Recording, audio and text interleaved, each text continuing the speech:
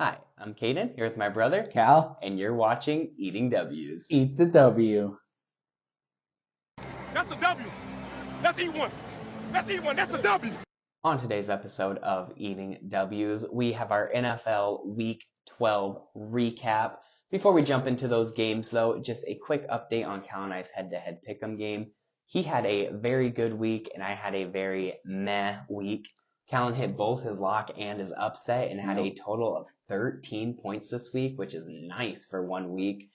I just hit a couple of games and had a total of 8, 10, so I didn't do too bad, but not as good as Callan, putting us at totals of me with 108 and Callan with 116.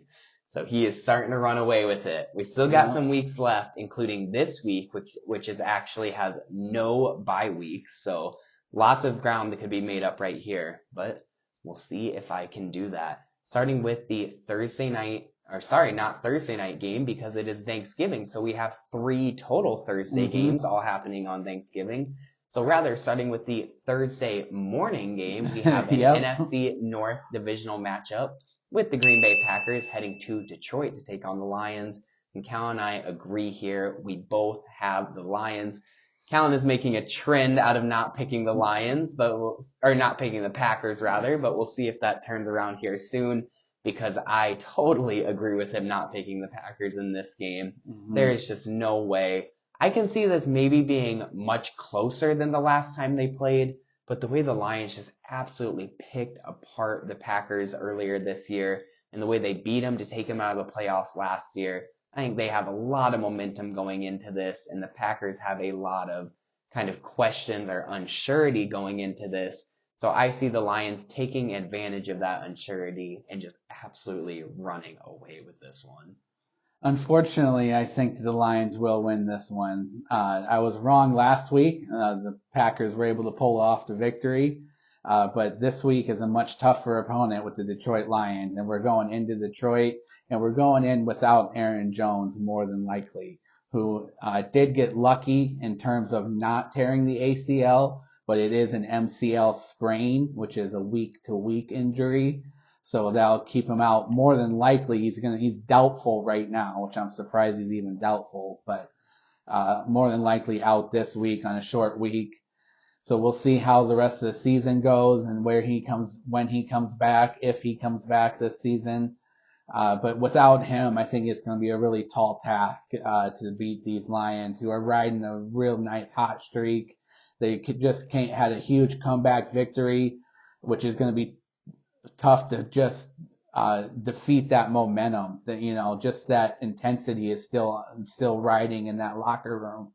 And that's still going to be tough to beat, especially going into Detroit. And I just think it's going to be a bad day for the Packers, unfortunately. It was the last Thursday game against them, and it will probably be this Thursday game too. Yeah, they just need to call that poor guy Aaron Jones out. There's no way they send him in against that defense with an MCL sprain. I mean, Dan Campbell's out there looking for kneecaps, so you got to be careful with those MCLs. Now moving on, we have our afternoon Thursday game with another divisional matchup, this time in the NFC East, with the Washington Commanders heading to Dallas to take on the Cowboys. And we disagree here. I have the Commanders in a little bit of an upset, and Callan has the Cowboys as his lock. Yeah, I like the Cowboys here because the Commanders' defense has just been shot. They've allowed over 30 points the last 3 weeks, including 30 points to Tommy DeVito, the undrafted rookie quarterback who started for the Giants last week.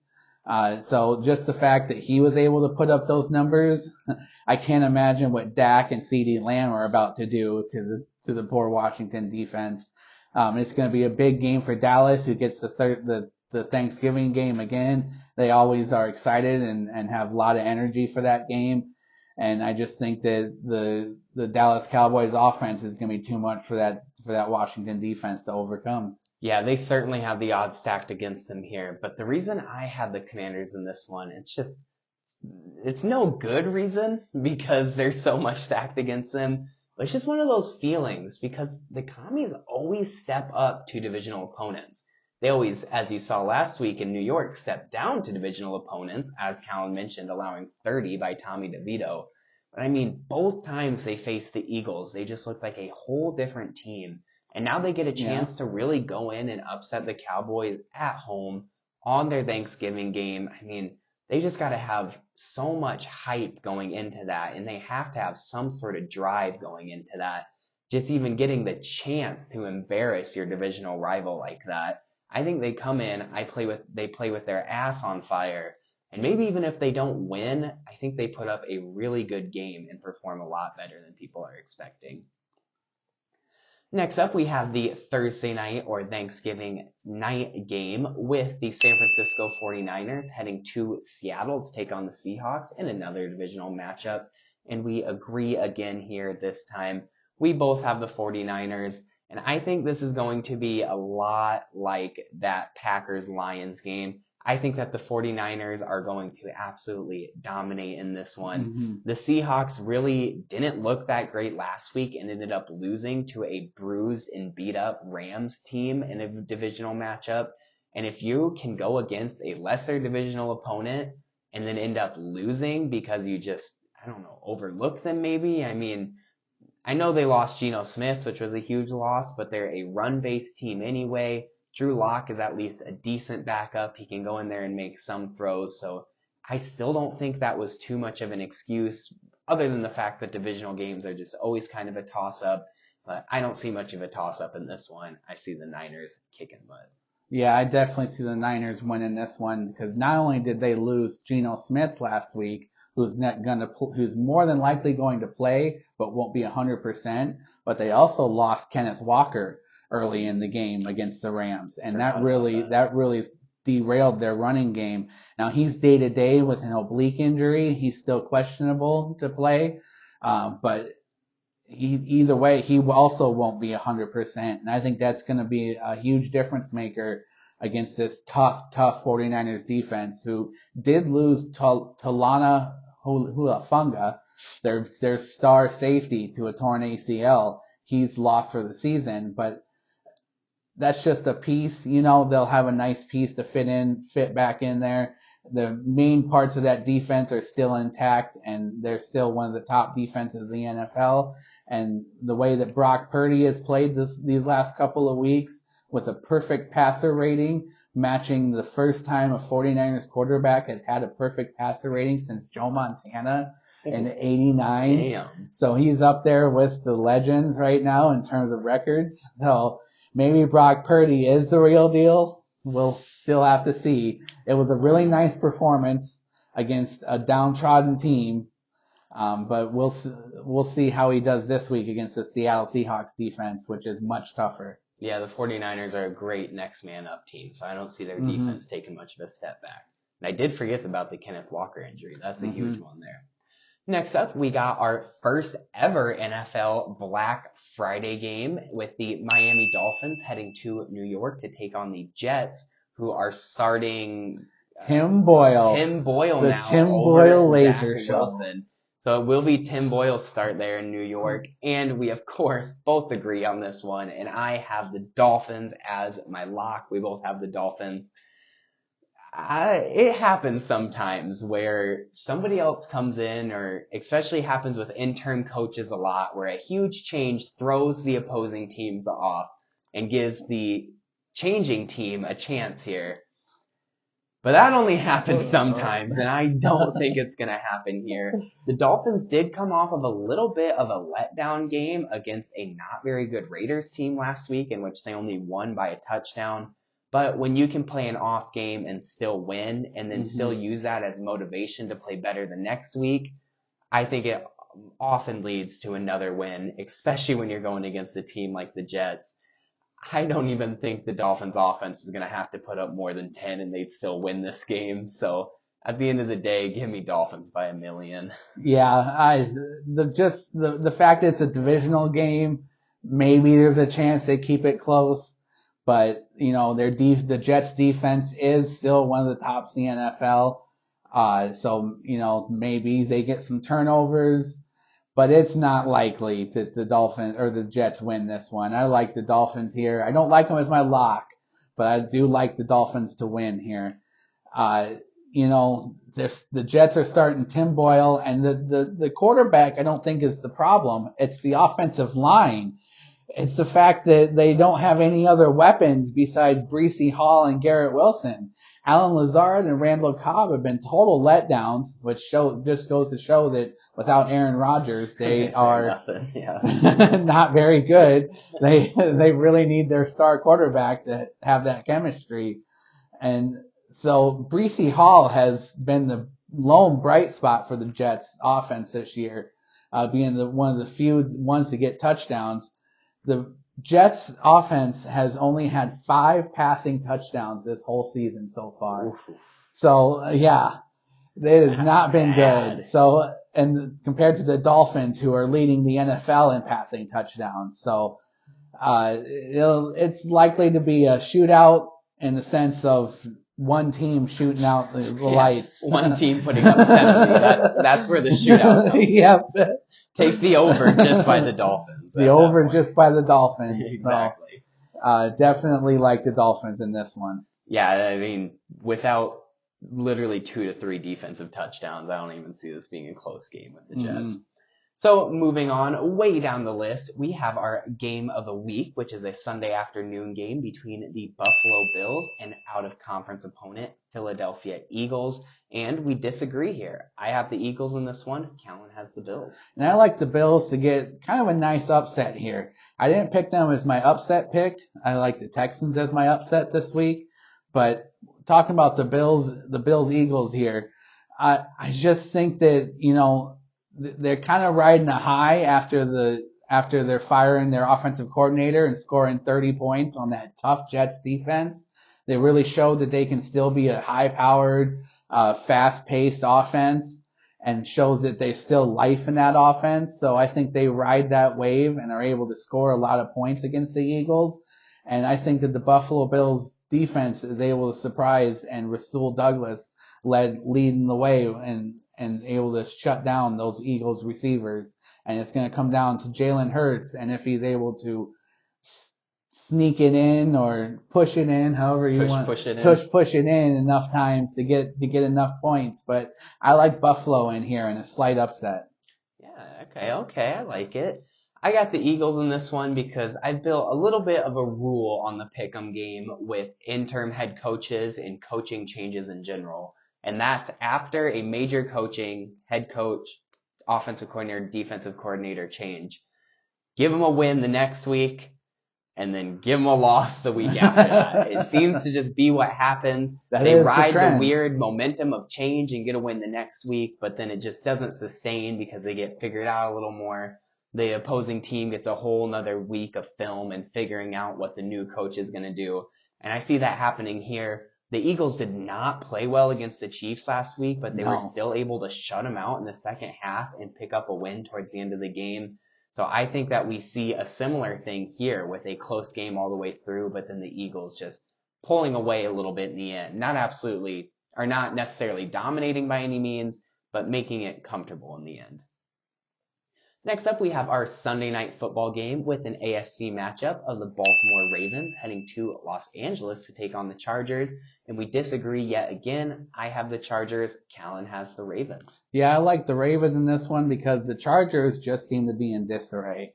And Baltimore is one of the most complete teams in the NFL, leading the AFC North right now and the second seed in the AFC. Lamar Jackson is proving to have another MVP caliber year with both passing and running the ball. And how can you not with the list of wide receivers that they have with Rashad Bateman, OBJ, Devin Duvernay, who am I missing? Zay Flowers. Yep. I mean, they got all kinds of weapons. So there's no shortness of firepower down in Baltimore. And I think that because of that, it's just going to be too much for the Chargers to overcome, who have proved that they're not a very powerful defense this year, minus Khalil Mack and Joey Bosa, who is co-leading the league in sacks. But that's just not enough for the Chargers defense to be able to overcome this Ravens offense. Yeah, the Chargers defense does have a huge injury in Joey Bosa, who'll be out this week. Yep. But a injury that we forgot to mention in yesterday's episode, and an injury that I thought about a lot with this game, is Mark Andrews going down for the season. That is true. I think that it's going to take a little bit of an adjustment period for that Baltimore Ravens offense to get used to playing without Mark Andrews.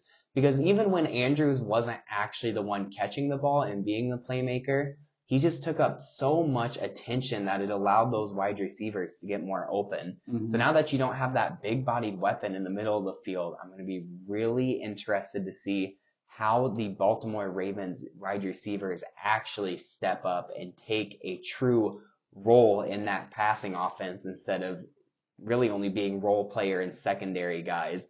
And I see the Chargers really taking advantage of that. The Chargers offense has not the problem here. They have been able to put up, well, actually, ironically, they haven't been able to put up a ton of points, but they've put up so many yards week in and week out.